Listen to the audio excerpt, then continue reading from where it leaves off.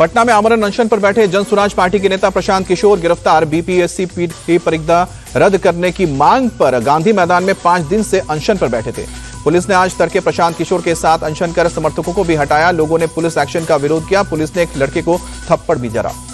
Police ने बिना अनुमति अनशन करने पर प्रशांत किशोर को दिया था नोटिस। पुलिस उन्हें एम्बुलेंस में बिठाकर किसी अज्ञात जगह पर ले गई है। बीपीएससी परीक्षा को लेकर चल रही लड़ाई में कूदा महागठबंधन। आज पूरे बिहार में मार्च और पुतला दहन की तैयारी। बीजेपी नेता रमेश बिदुड़ी का एक और विवादित बयान। सीएम अतिशी के सरनेम को लेकर आपत्तिजनक टिप्पणी की।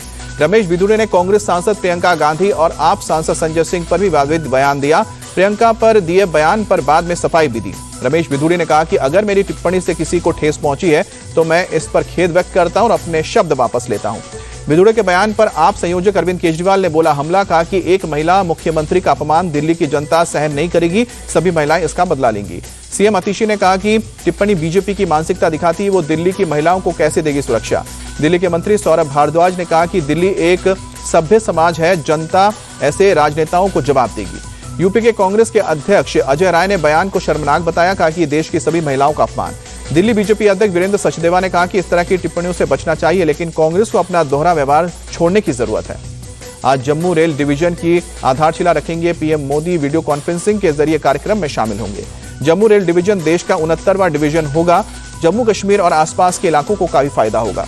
पीएम मोदी आज हैदराबाद के चिरापल्ली रेलवे स्टेशन का करेंगे उद्घाटन। वीडियो कॉन्फ्रेंसिंग के जरिए कार्यक्रम में शामिल होंगे।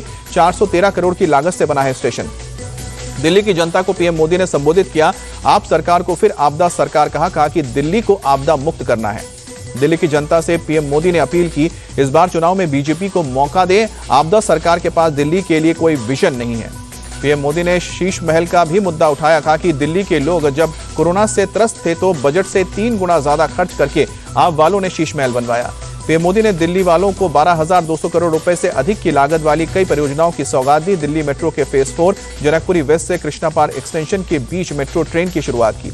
दिल्ली मेरठ रैपिड रेल का विस्तार हुआ है। पीएम मोदी ने यूपी के साहिबाबाद से दिल्ली के न्यू अशोकनगर तक नमो भारत ट्रेन की शुरुआत की।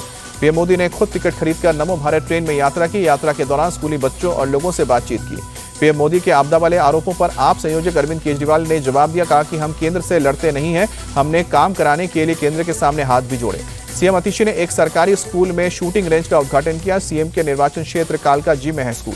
दिल्ली के कालकाजी से कांग्रेस कैंडिडेट अलका लांबा बोली ये नई दिल्ली सीट से अरविंद केजरीवाल चुनाव हारेंगे, उनके खिलाफ माहौल है।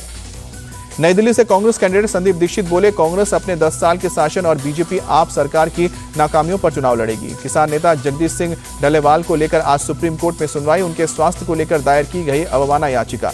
आज शंभू बॉर्डर पर गुरुपूर्व मनाएंगे किसान। गुरु गोविंद सिंह जयंती के बहाने अपनी ताकत का प्रदर्शन करेंगे। लालू यादव के ऑफर पर सीएम नीतीश कुमार बोले गलती से 2 बार उनके साथ चले गए थे, लेकिन अब फिर पुराने साथियों के साथ हैं। सीएम नीतीश ने लालू यादव के कार्यकाल को याद किया। कहा कि शाम के बाद कोई घर से निकलता नहीं था। आरजेडी ने कोई विकास का काम नहीं किया।